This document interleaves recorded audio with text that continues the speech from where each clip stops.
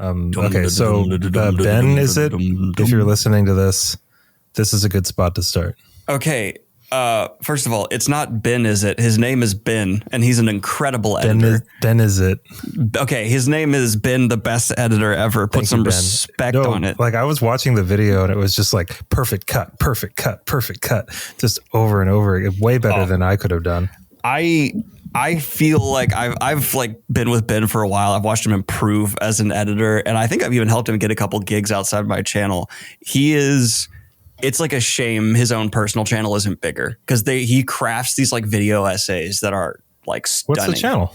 I can pop it to you. I don't know. It's like two bin. It's like an underscore in it, so it's not like one of those easy to remember ones. Easy to remember, dude.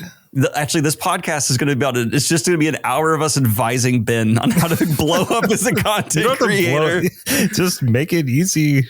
Well, first of all, I think you and I have no problem with Ben plugging his channel on this, right? Like, no, not at all. Yep. Throw it up in here. He's got, I think my favorite video of his, well, my second favorite is his Everything Everywhere All at Once video, because that's like one of the best movies ever made. I don't know if you've seen that.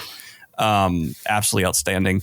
And then he also has a video on the writer's strike, where he was like out there with the writers, like on the picket line and stuff. And it's like I've never structured a video, right? I've never sat down and been like, this is how this is going to like, I always just fucking go. He does like the clearly thought out, careful style that actually intelligent, talented people do that I don't have the patience for. So Ben, I love you. That's what I'm trying to say. Nice job, Ben. Yeah, I wish I could do video essay type stuff with like cool music in the background and do all kinds of overlays and video captures and, talk about like a 2.5 hour video about like, why is The Force Awakens so bad?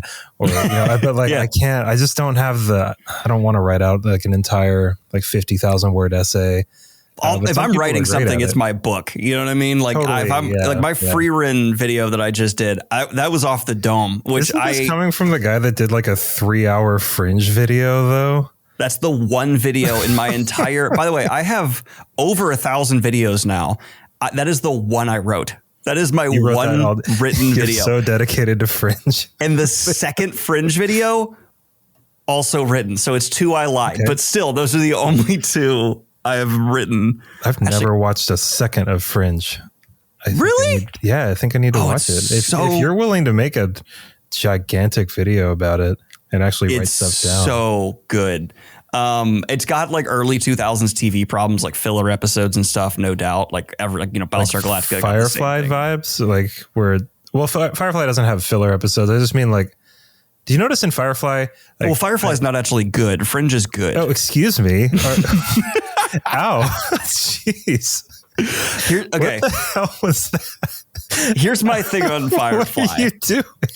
Here's my thing on Firefly. And I'm right. I'm sorry. I am absolutely right. And everyone else can piss off. Firefly is not nearly as good as people say. Firefly's potential, what it could have been, could be as good as what people say, but it's the thing where you don't see its downfall. So like, a whole lot of shows have great season 1s, but then they like Lost. If it ended after season 1, everyone would be like, that's the greatest shit ever. So you're faulting Firefly for not living long enough to become the villain?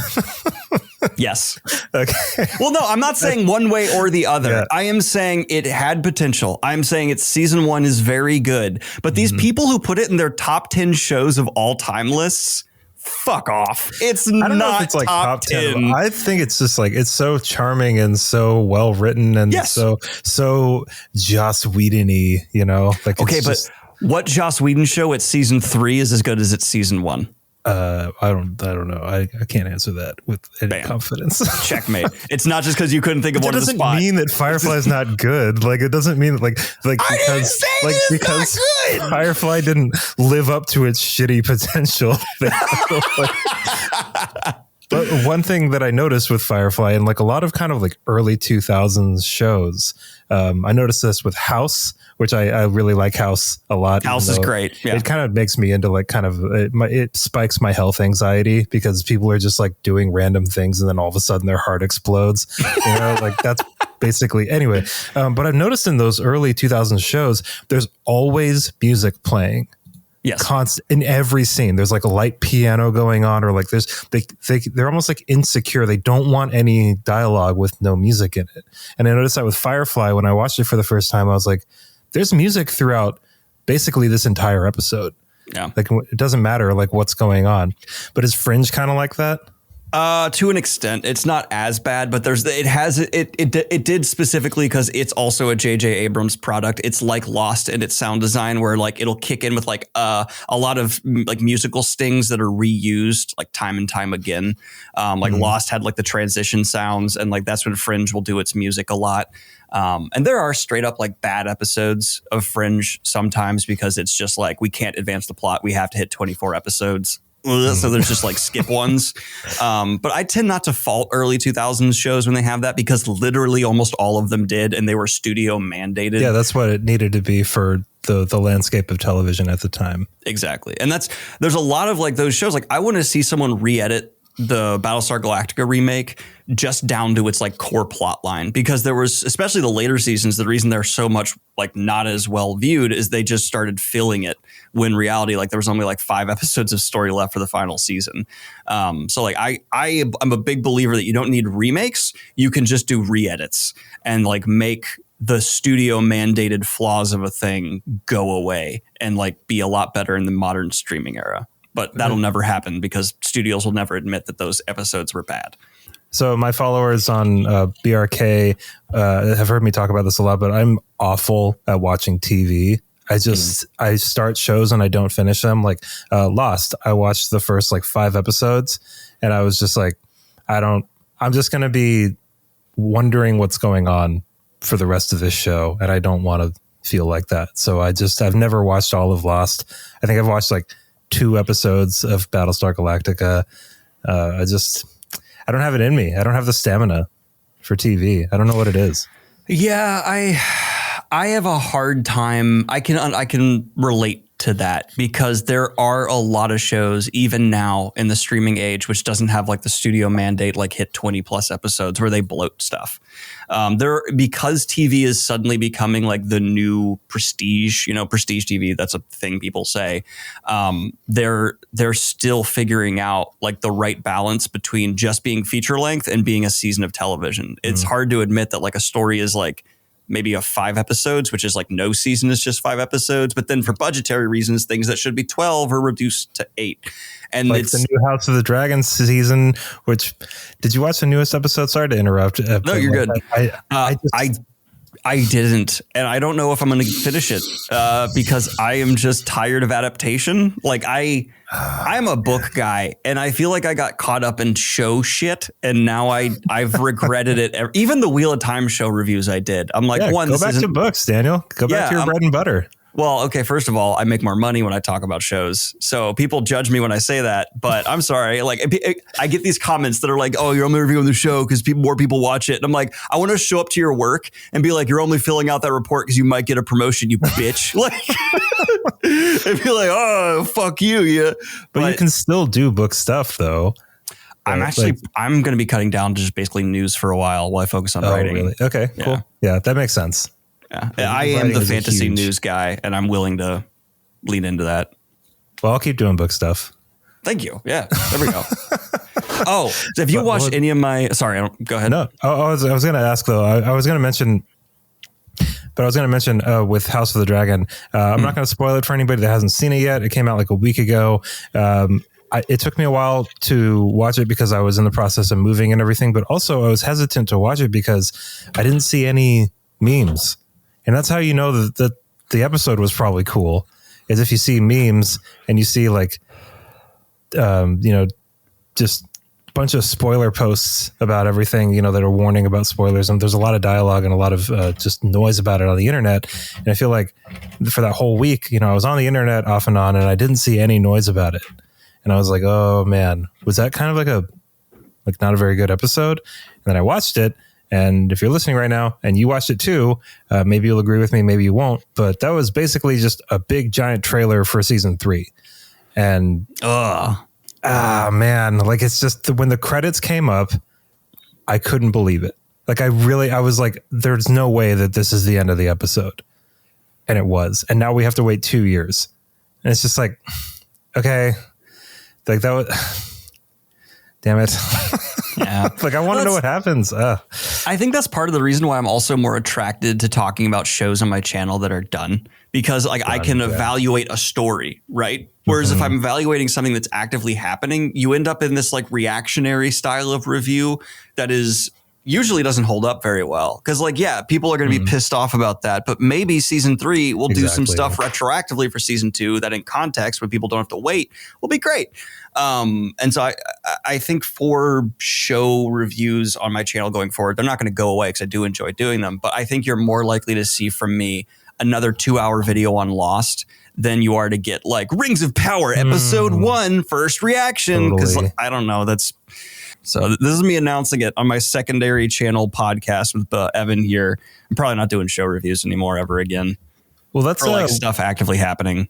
To your point, though, about not reviewing things that aren't finished, I really understand that because, like, for example, like I don't particularly enjoy talking about Kingkiller Chronicles, not because I hate the books or anything, but because it's like I have so many like complaints about the story that I want to kind of like air out, but then also we've got this could be like the most unreliable of unreliable narrators, and we might not know that, but the writer does. And so it's just like, it just seems like kind of like wasted energy to be like, well, I don't like how this is presented and I don't like how this is presented.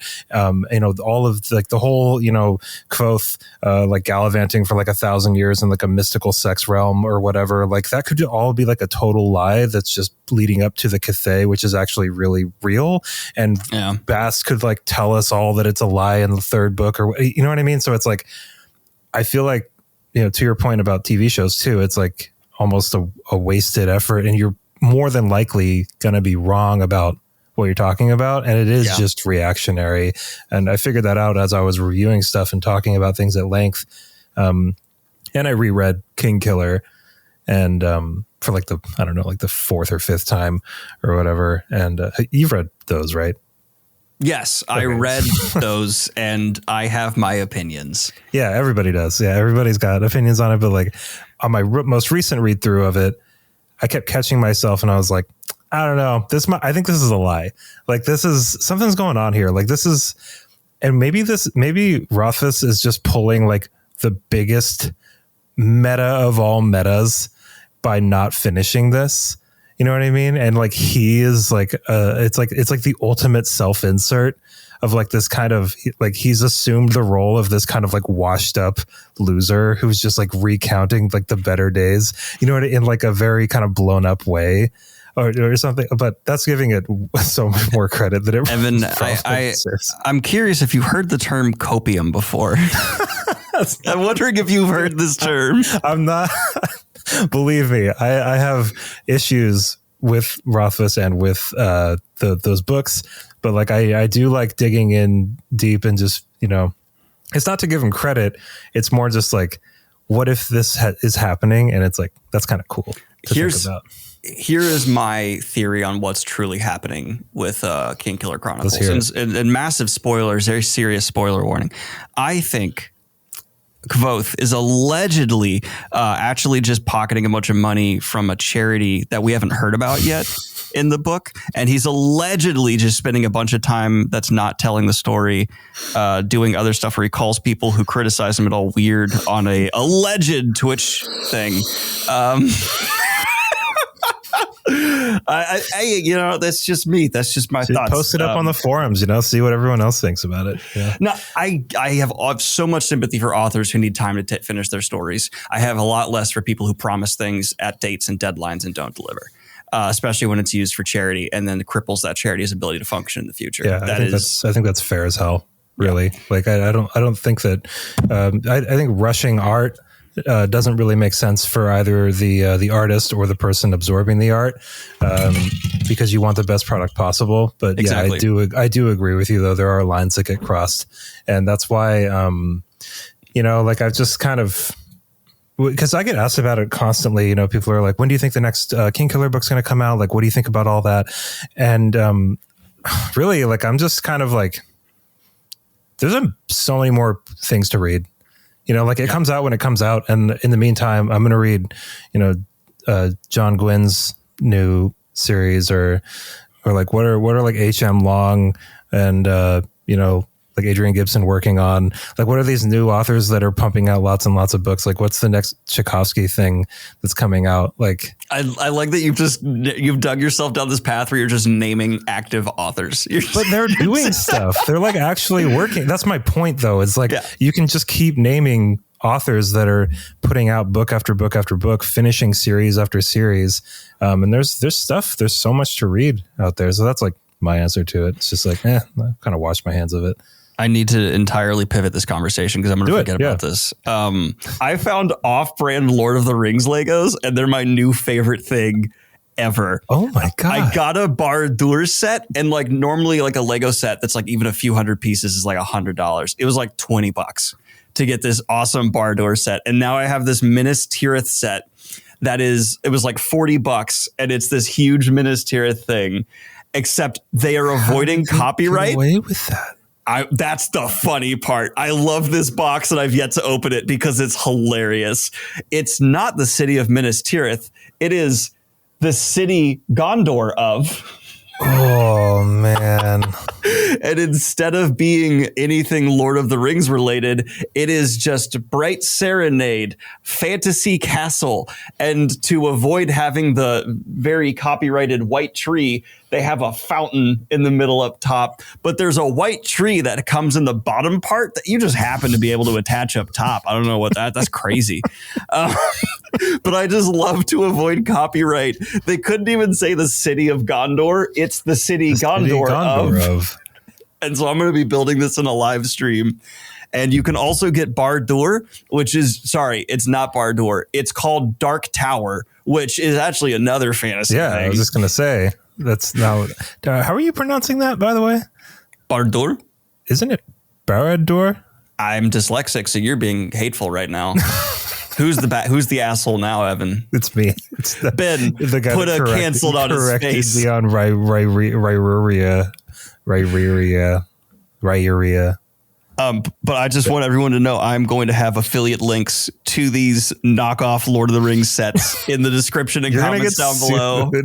I'm not making them. I'm just saying you can get them. They're on Amazon. They're intense about suing people. It's the Lord of the Rings people.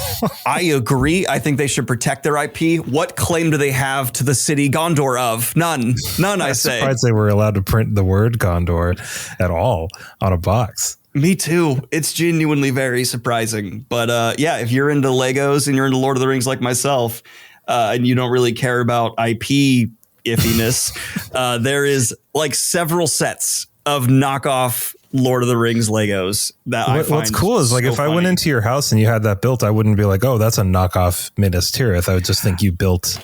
I think any discerning fan. No, if you were as a discerning fan saw the city of Gondor, you would go, But if I had had a few drinks and then came over and was hanging out and saw it from a distance, I wouldn't. Why are you coming over to my house drunk? A few drinks. What? I love this situation. Wow, it's like, I'm not coming over sober. I can have some drinks and come over. Yeah, you can. That's fine. Yeah, that's totally cool. All right. Man, I'm excited for you. You're going to be able to build Schmegos for Fort of the Bings. Yes. It's going to be great. And we're not going to get sued. I've always wanted to go to the city Gondor of, and I'm excited to finally get to go there in miniature form. I believe in our last podcast, we were talking about your writing journey. And we were, the assignment was then to talk about mine in this next. First, I want to say shout out Seth for watching the podcast. And apparently, our agent sent both of us an email and was like, "Wow, didn't know you guys were going to talk at length like that about me." And I was like mortified. Don't listen to this, man. Like nobody should listen to this. I just thought it was strange. He signs off all of his emails. Now get back to work, bitch. It's aggressive. You know, it's a little aggressive. You'll make me more money with those horrible ideas you're putting down. Slap a good cover on it. No one will know the difference. Get back in there. But yeah, so right now, after feedback from Seth and Kayla, I talked about this on Threads because I'm trying not to use the X platform anymore. I'm having to rewrite everything from the third person instead of the first because it does make more sense for this story. So I was at, when I started this, like, I think 40-ish thousand words, but one, converting to third person naturally adds more words because it's just details. But on top of that, I'm adding in more stuff from notes I actually got from Seth as I'm going. And I think I'm up to 46,000. Nice. So yeah, it's cooking. I'm cooking. And I don't mean to be trying to like just talk up my agent, but his notes are really, really great. No, you can tell he reads all the time. Yeah. And this is also going to sound bad to previous agents I've gotten feedback from. Not agents, actually. I'm talking specifically about like editors and things. It's hard to find people who are willing to tell you like, this is bad. Yeah. It's really like, even when you have like beta readers who are like, this is my friend, like they will tell me this needs fixing. No, they won't. A lot of the time they won't. And that's a hard lesson to learn, that even like your best friend often just can't be that honest with you because it's a little bit uncomfortable when it's like clear something is so personal and like so close. And I actually attribute that to some of the bigger mistakes that happened in my Lawful Time series, where I just didn't get obvious feedback on things that was like clearly a problem. And feedback for anyone, especially starting out in writing, is like the most valuable thing, period, because you're always too close to your writing to have like a clear perspective on it. So it's really nice and does not hurt my feelings at all to finally have someone highlight stuff and be like, just highlight a whole paragraph and go fix. Right. Yeah. Which is really nice. Seth. This fix. This is not this. Nope. I've got a pretty bad habit. I don't even know if it's a bad habit. It feels like it's actually a pretty good habit, but whenever something is just like, there's a note next to something, it's like, this doesn't make any sense at all. I'm like, you're totally right. And then I just delete everything, and it actually reads way better, Yeah. Or I'll, delete 90% of it because like I was getting in my own way in the paragraph and over explaining or getting off topic or, usually like the idea that you have that your editor is, or your agent is like focusing on or zooming in on, usually that idea, like there's a core of it that's fine, but you've kind of like, digressed or you've, but that's what rough drafts are for, is so you can start honing it down. So I think that when Seth does do that kind of stuff, it's almost like he's a step ahead of you and he's like, I think I know what you mean by this, but just, clean this up. This is reading weird. And I think one of the really good signs of someone who's giving you genuinely really good critical feedback is when they start really coming at your connections. And by connections, I mean like, okay, I'm working on this plot point to eventually connect into this thing. And like that requires a level of thought that goes beyond just surface level reading. And so if someone's coming in and going, this feels extraneous, this feels like it is too obvious, and then also going, hey, you could tie this in this way. Once you get a beta reader or someone who's doing feedback where they're going in on that level and actually like kind of attacking your ideas in a sense, that's money. Like that is so valuable, because I have sent, I'm not going to name names, but like early drafts of my books to other content creators as well. And they were critical, but there wasn't that extra level of like, I am critically evaluating your plot even, which I guess you could falls into like almost development editing, but there's also a lot of confusion around there on the types of editors, because you can hire like 5 different kinds of editors. And I saw someone market themselves as just a general editor once. And that was a little aggressive to be able to say I can handle all of it, but I don't know. I think it's a good idea to get your book in as many hands as possible in that process. I would always say, don't hire one person who says they can handle all elements of your editing. That's why, I'm not just giving it to Seth. I'm giving it to a bunch of people, but whatever. Anyway, what am I trying to get at? Right. I'm rewriting it in third person now. And I'm not advocating for everyone to write their book in one perspective and then shift it over to another. It's difficult. But it's really actually kind of nice. I thought this would be the most like laborious process, but instead it's making me take a look at like every paragraph, see what it's communicating, and shift it to be from a new perspective.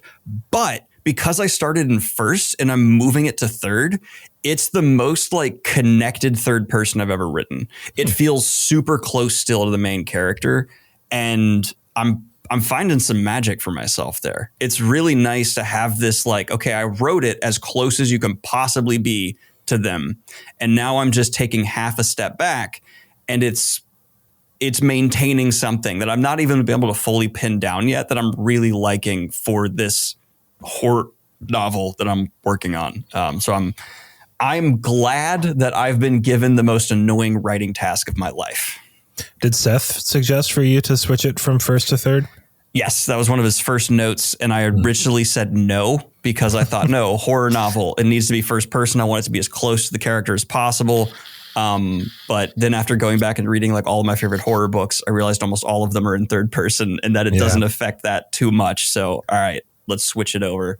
And now, it's working a bit better. I want to maintain the briefest of heartbeats, considered doing second person.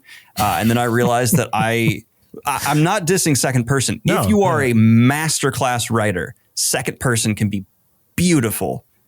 But there's only like 3 of those in existence right now. Jemison did it. Yeah.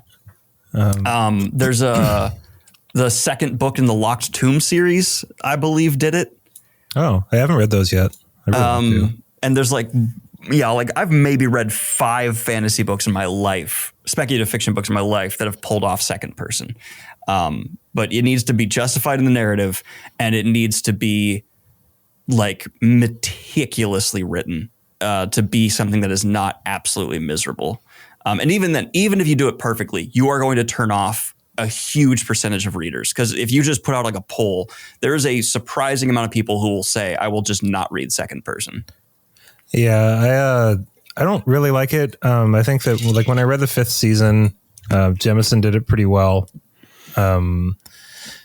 And not to spoil that, but it serves a very distinct there's a purpose. There's this really solid reason why it's like that. But are you writing in third omniscient or third limited? Limited. Oh, cool. Yeah. I feel like omniscient in horror really doesn't work very well. Yeah, and the other thing that you mentioned about horror too, I feel like with horror, there is like kind of like you want a certain kind of like tension throughout the entire book, and so for writing first person. I feel like has a tendency, for me at least, to kind of eliminate some of the tension, because it's like, well, if they're telling this, then, like I've seen it pulled off pretty well, where it's like, the person at the end does die, but it's like this like journal they've been keeping or something, and that's like a twist or something like that. I'm not going to spoil which book that is, but maybe you out in the audience know what I'm talking about. But with horror. That's probably one of the reasons why it's usually written in third person, because you want to keep up that kind of, it's almost like a distance from, or that keeps the tension going. Yeah. And that is a narrative device though that I think is generally like amazing. I love when you are watching, like the perspective you are getting is someone recounting in first person because you are going through their journal, like, or their, like that's Sun Eater, right? Like Sun Eater is all Hadrian recounting his life. And in the first page, this is not a spoiler for the series. Like the introduction, he says, I am the person who just ended the war. I am the literal Sun Eater. This is the story of how it happened. And that gets my geek on super hard. Sorry, phrasing there was awful. But I think if I try first person again, it's going to be because I do something like that. It's like a third person framing story or something. Exactly. Yeah. Because it's after going through it and seeing, like now that I'm going through and shifting it to third person, the flaws of what I was doing or the weaker aspects of it are becoming more apparent. Third person, I think, is the right answer for like 90% of stories. I mean, I prefer third person personally. I mean, it's funny you mentioned first person like that, because I just did another reread of Red Rising a little bit ago. Well, I mean, I reread the first 3 and then I read the next 3 for the first time. But I noticed that Pierce Brown has kind of his work cut out for him sometimes with like writing some of these scenes, because it's like Darrow, or it's usually Darrow, at least in the first 3 books, is what I'm mostly mentioning, specifically one thing that happens in Morningstar, the 3rd book. But it's like Darrow knows what the plan is, but Pierce Brown can't tell the reader what the plan is. So it's like I started being able to tell like when something really intense was going to happen, because Darrow would actually start describing fewer things. You know what I mean? And it was like, and I'm not saying it's a bad thing or anything. I think it's really impressive what Pierce Brown was able to do, like kind of locked into that. But I wonder, I wish I could talk to him about it. I'm curious, like if he actually during that process was like, damn, like this is really hard to do because my main character came up with this plan and we're in his head, but I want to have elements of surprise for the reader too. So what I'm left with is not telling the reader stuff that it's really weird. Yeah. And that's again, like literally something I was clashing into for first person. I was writing this scene, mild spoiler warning for my own book. And I can tell you as the author, it's not going to ruin it for you. As a survivalist horror book, the whole premise of Better Dead is the guy, Mikhail, ends up on an island and he has to survive. It's epic fantasy, but he's on a magic island and he loses his ability to use magic. So he's stuck there trying to survive like Tom Hanks, but there's like eldritch horror stuff going on. And he's a former wizard because he just had his ability taken from him. I love that. And so but there's magical items and stuff he's using to try and like still be able to do like minor things. And that's how he survives. And the issue with first person was he finds this weird cabin that like another survivor who ended up in this like nebulous place built, and he goes in. And there's a scene where a monster from the outside is trying to like sniff around and like sneak his way in.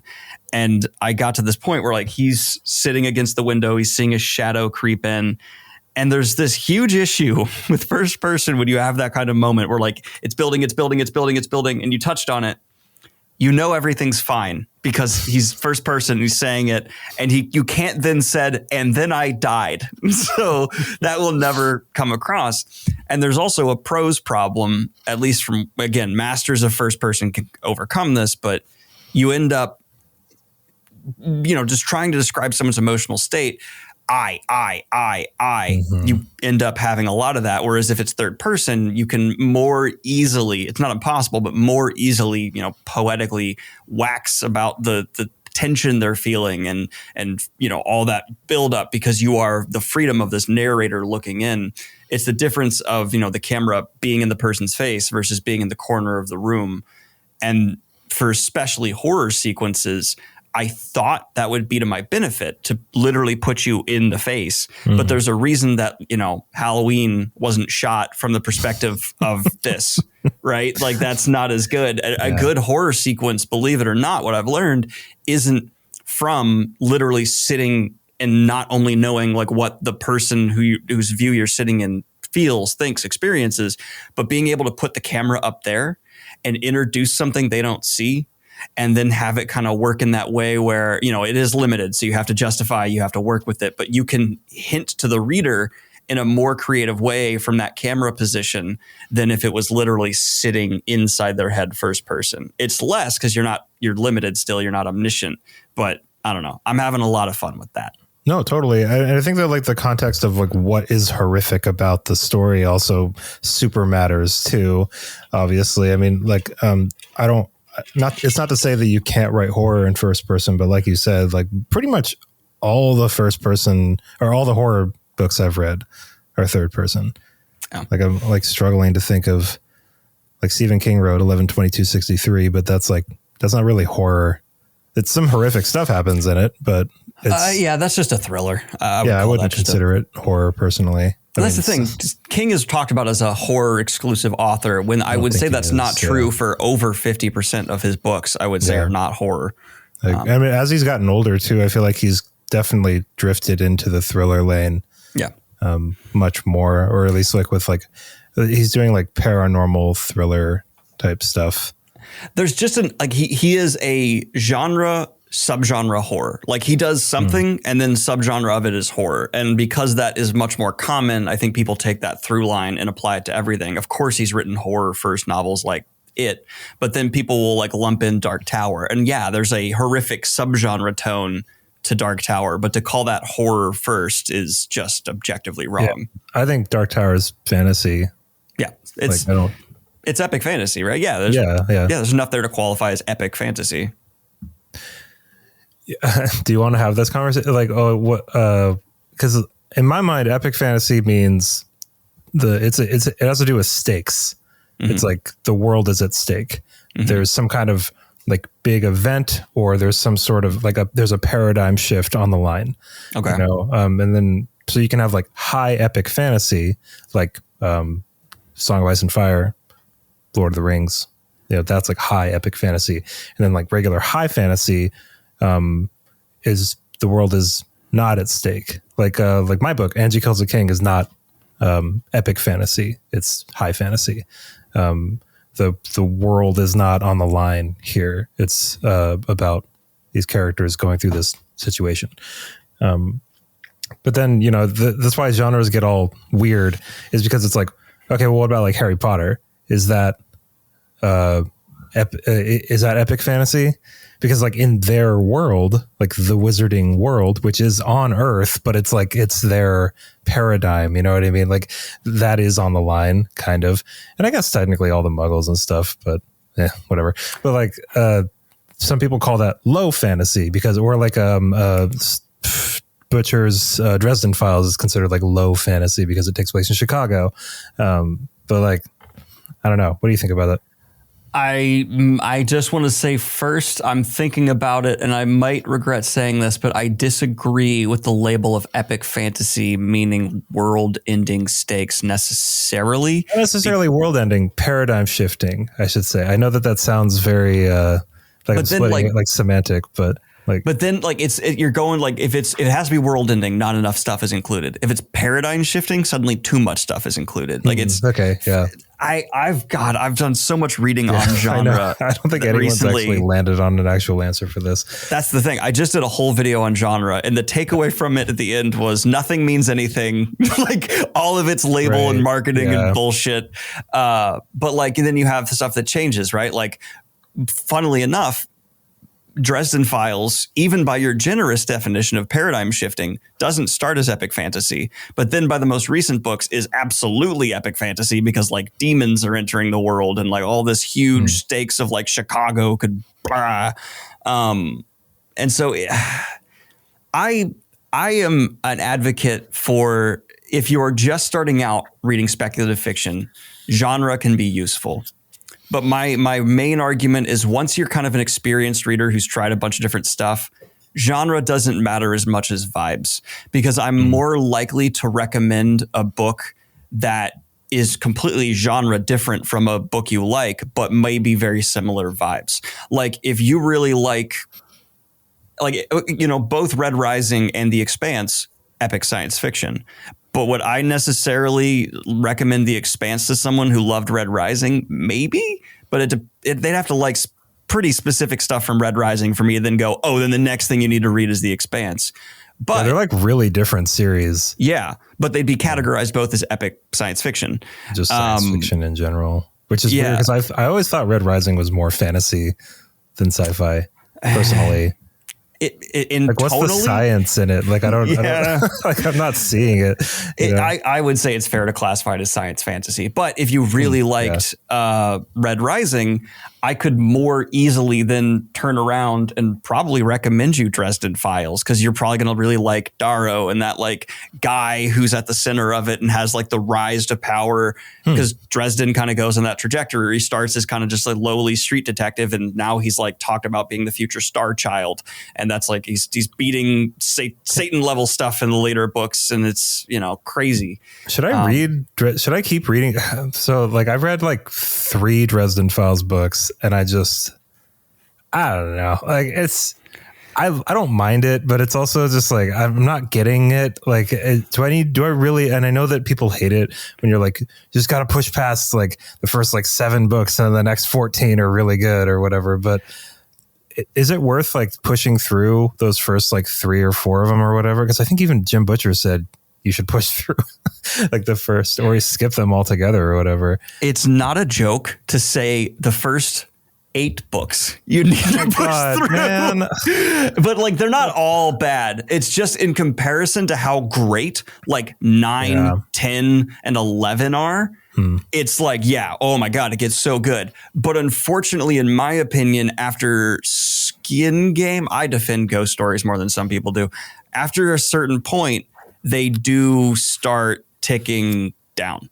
I think the last 2, maybe even, the novellas there, so kind of 3, have been some of the weakest Dresden's ever had. And it's because Jim Butcher went so big. And one, I think going that big with a character who starts that like street small is a mistake. It kind of loses, like it's like, what if Sherlock Holmes suddenly is taking on Sauron? Well, he's kind of lost the appeal of Sherlock Holmes, right?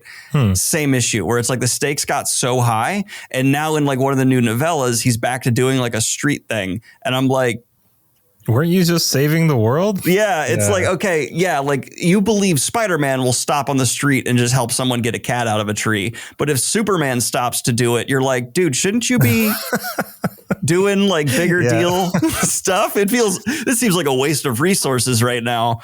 And so, for me, I have all kinds of narrative complaints around Dresden Files. Spoiler warning, there's also a killing of a character late in the series that I'm not going to say who or what, but I found to be wildly underwhelming. And so there's just, Dresden Files went from being in my top 10 to now being in like my top 10 I've changed my opinion on. Dude, we should do an episode where we do top 10 stuff. That'd be fun. That'd be a lot of fun. Back to writing. Oh yeah, sorry. I do want to shout out James Marsters though, the narrator for the audiobooks.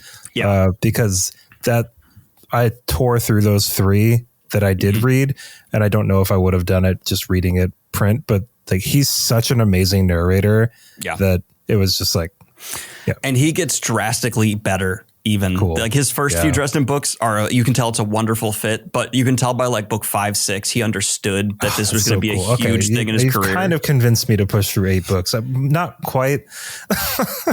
I just stop reading after changes. Stop reading after changes. That's you're never going to reach the high of changes like again. Book 15 or something. That's book 9, I think. Stop reading after book 9. You said I had to push through 8. Yep. And then I get one cool book and then I have to stop. I'm also, it's been a long time since I'm trying to. Dresden Files fan is like listening right now and like punching their. Oh yeah. Well, this is all subjective opinions. I've also forgotten which books are which because I can't keep the however many straight. Let me look here. 1, 2, 3, 4, 5, 6, 7, 8, 9. Where's Changes? Is it 15? Did I get it right? No way. It's not. Well, okay, it's just not. Let me pick up the most recent book. It's not in there. And oh my God, I get so many angry Dresden fans in my comment section. People really love it. Like, yeah, they do. I get asked about it a lot because people are same with Kevin Hearn's Iron Druid stuff. I might be getting an offer on my house. Can I pick this up real quick? Yeah, of course. Okay, so sorry about that. Don't worry about it. I don't have headphones on, but. Cutting back in, I just had life-changing news come in. That's so great. Oh, yeah. Oh, my God. I'm so happy. I am moving to New York, not the city. The state. Oh, God. Weight off my shoulders. Fuck. No more Boston. No more. I love Boston. Boston's not the problem. It's not you, Boston. It's me. All right. What were we talking about right now? You can only get thrown through so many Dunkin' Donuts glass windows, you know? I can only eat so many lobster rolls. Okay, what were we talking about? Oh, yeah, writing. Writing. Tell me about what's writing all about? So here's the thing. What advice would you give to people who've never written words down? Good words and put them in the right order, people give you money. It's amazing. Yeah, everybody. It's super easy. Take the word filibuster. That's a great word. That's 10 cents right there. That's a $10 word if I ever heard one. I'll give you $10 just for that word. Did we actually go over like the basic plot of my book in the last episode, or is that still like gone? For Better Dead, I think you just went over it on this episode. Oh, okay. I didn't do a really good job. I think I introduced my book to this audience by going like, it's a fucking whatever. So let me. You have an elevator pitch? I want to hear that first. I don't, but I'll do it off the top of the dome the best I can. Pretend you just met me in an elevator, and I know you're nervous and you're starstruck, but okay. I'm like, what's your book about? All right. Meet Mikhail. Mikhail is the son of a warlord. Someone who has helped to win a many centuries long war, a prolific inventor of death magic. He is his offspring, said to be the heir to the Reaper, but doesn't exactly get on all the way with his father. No, he does not. I'm British now. And this leads to a lot of tension within the Blackwood House, which for now is the name of the family that Mikhail is a part of. And it turns out that at the end of the war, his father was hurt in a way that makes it so that he cannot use magic anymore. And so for that reason, he's starting to age. Using magic, as classically has been done with a bajillion fantasy series, slows your aging. And so Mikhail is now seeing his father age and succumb to this. And so he's politically maneuvering to try and oust his father as the head of the household. And his father's an abusive asshole. And he's also really, really good at politicking. He's just also senile. Can you tell what's inspiring me recently in the headlines and news? Oh my God, what could it possibly be? Senile politicians? What's that relevant to? And we're recording this after Joe Biden's dropped out, by the way. If you're watching this like 5 years down the road, it's just that, Trump is just as bad, if not worse. Trump is way worse. We're getting sidetracked. I meant like senile. Back to the book. So I'm imagining Ben trying to edit this with like visuals and just stuff coming in, not working, falling out. But so Mikhail, for this to work, though, needs to rise to the rank of a master magus, or a mage that's of the master rank, so that he can then take over the head of the house and have the same authority within the magical world that his father does. So he can't just be like put down.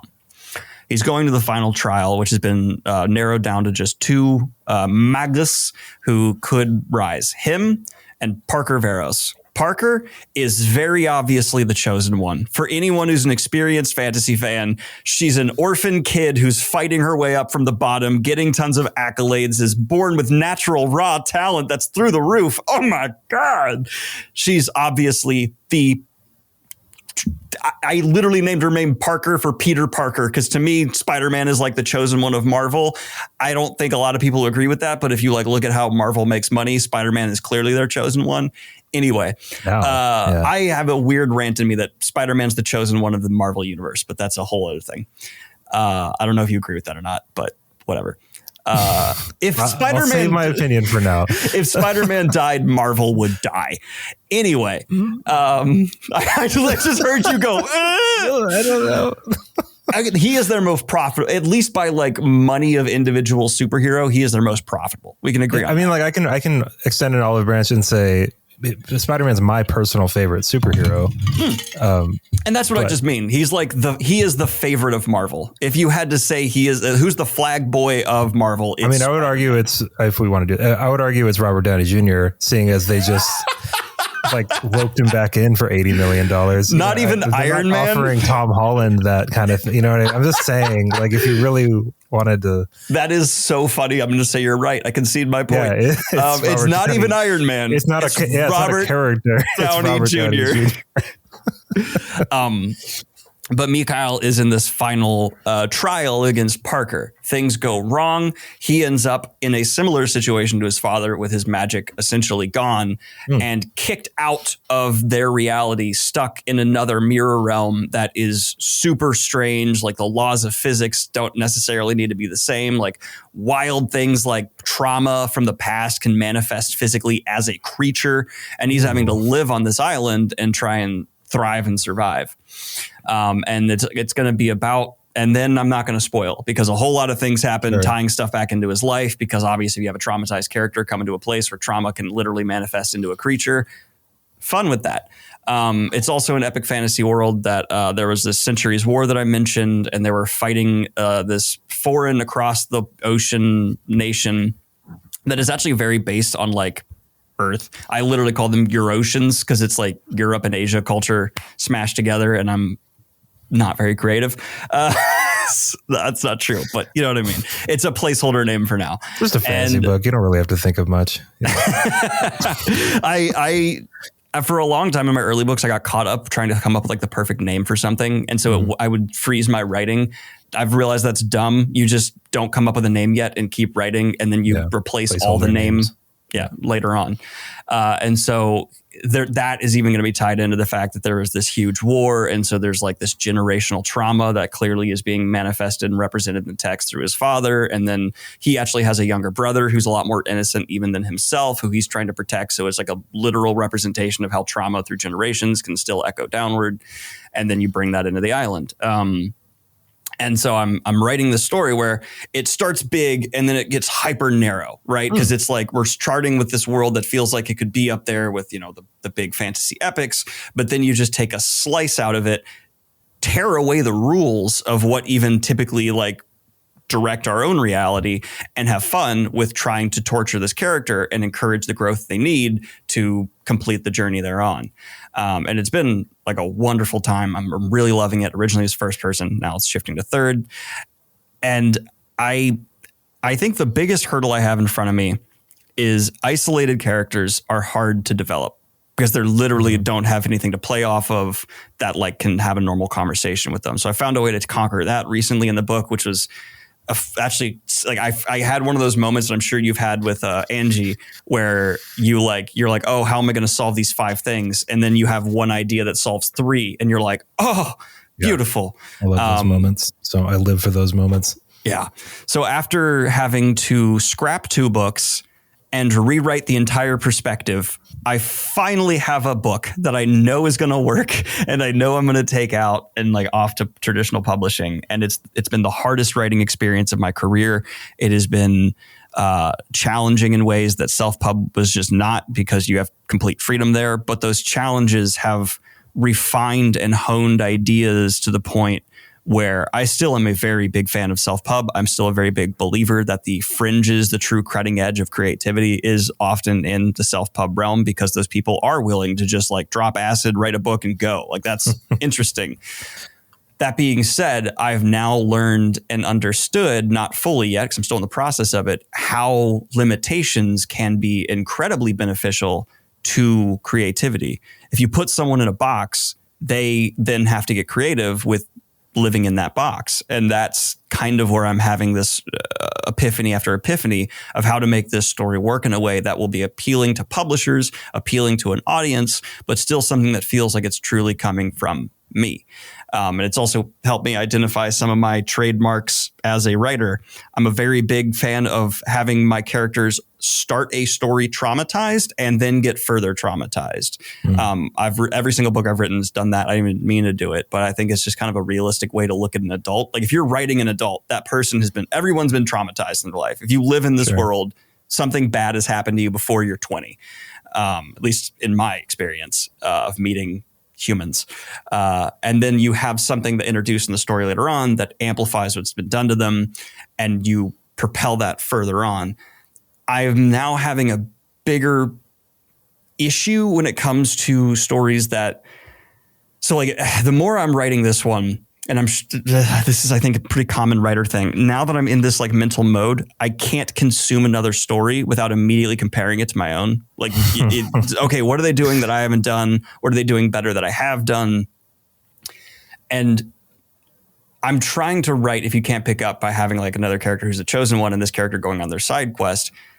Mikhail is essentially the Malfoy to Harry Potter. He is the Boromir to Aragorn. He's the flawed individual who's not necessarily evil to his core, but is working for the wrong reasons for the wrong side and is trying to learn and overcome that to come back from his adventure, realizing like, hey, I was doing bad things.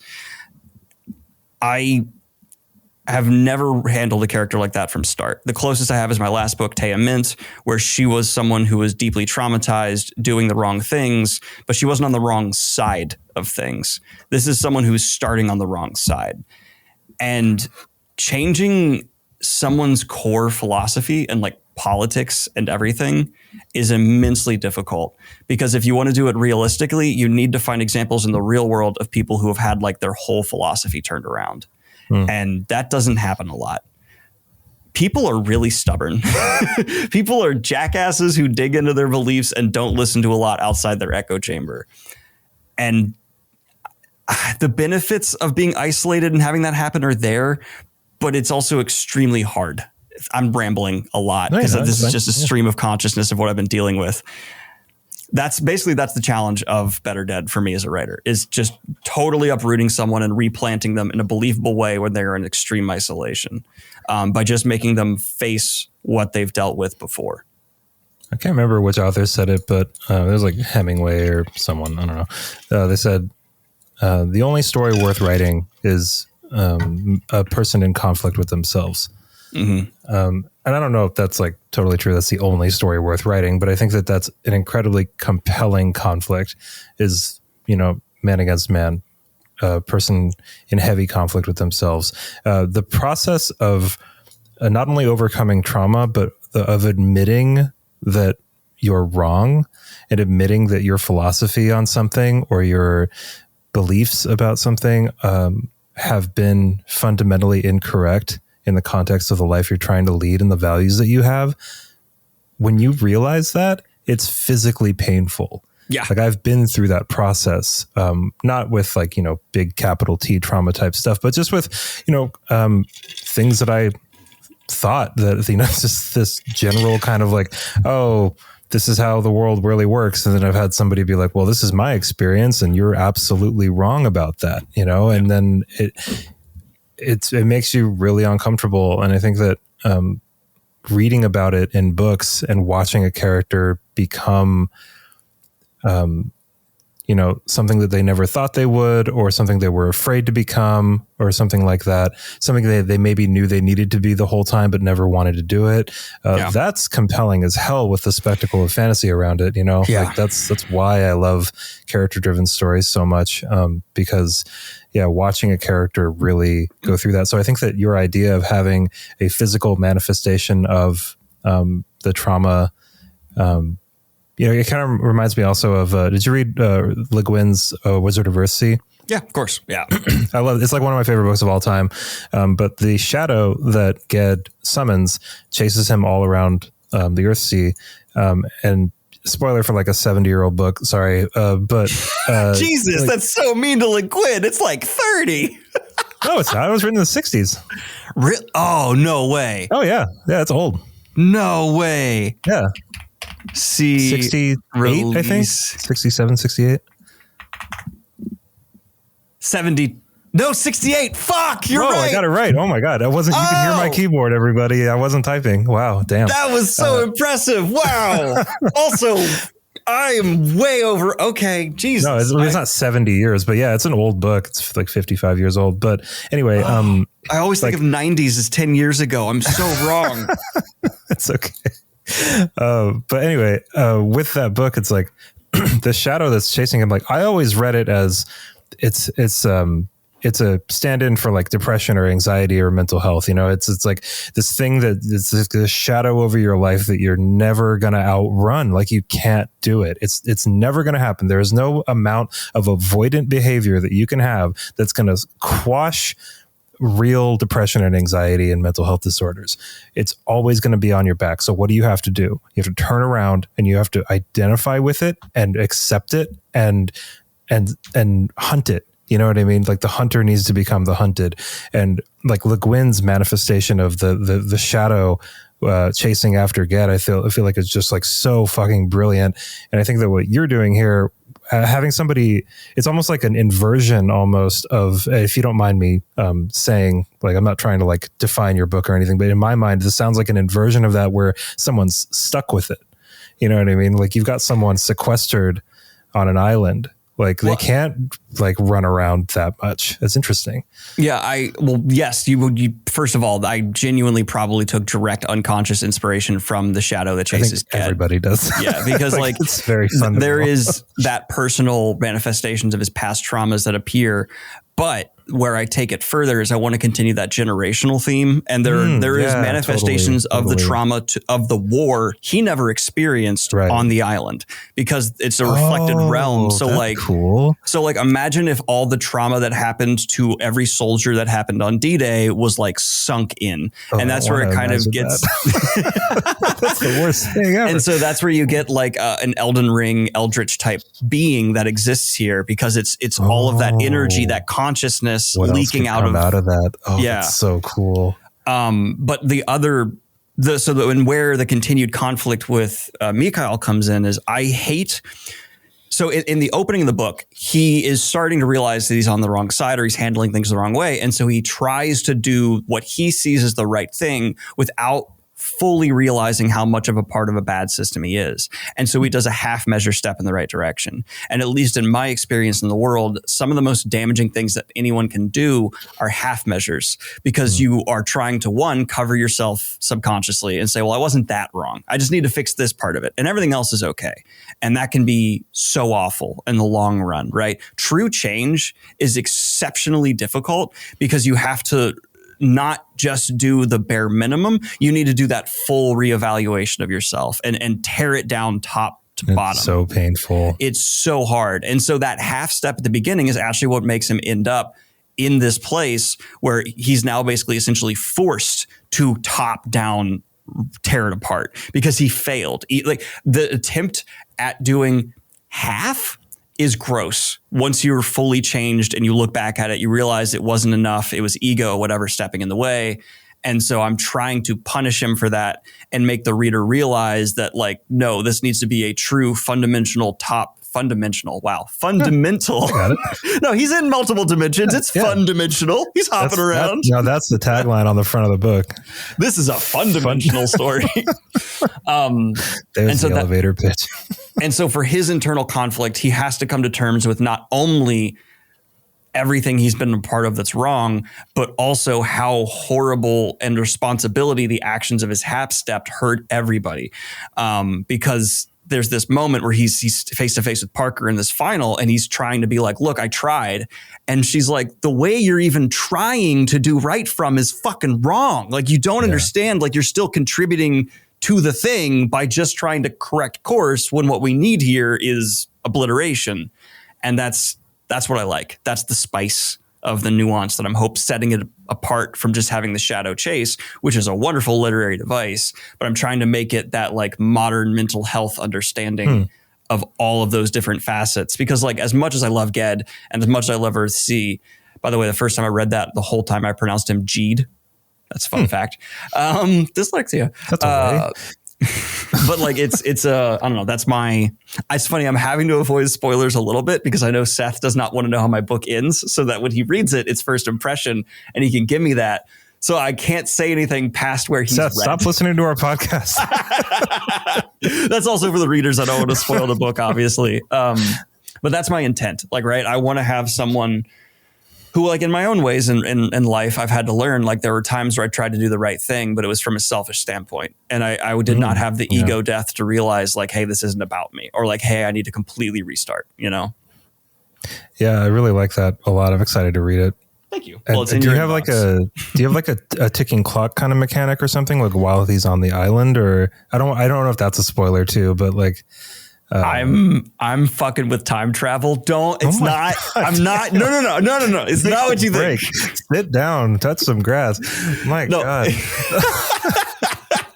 It's not the like time turner breaking the story.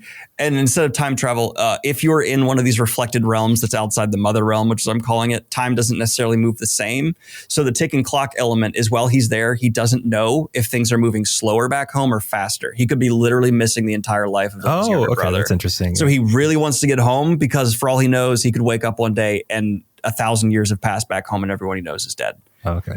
And so it's like a get off the island, because you don't know. It's like a literal ticking clock. Kind of, yeah. So like there's, this is going to be, okay. So don't spoil it. It's okay. Okay, good. All right. Never mind. Fuck off. We're done. Yeah, this is the end of the episode. Goodbye. Yeah, so I just got life-changing, really good news. So I'm trying not to let that excitement come into this episode. I want to. I do want to give a little critique for podcasters. Don't end your episode with "fuck off." That's the end of the episode. But that's only if you're trying to make your own podcast. This is me now waving goodbye. Bye, everybody. It I'm gonna go to IKEA for like the millionth time this week. Goodbye. All right, sorry, Ben, for rambling so much. Ben, you're great. Sorry, I didn't say please earlier. Okay, bye.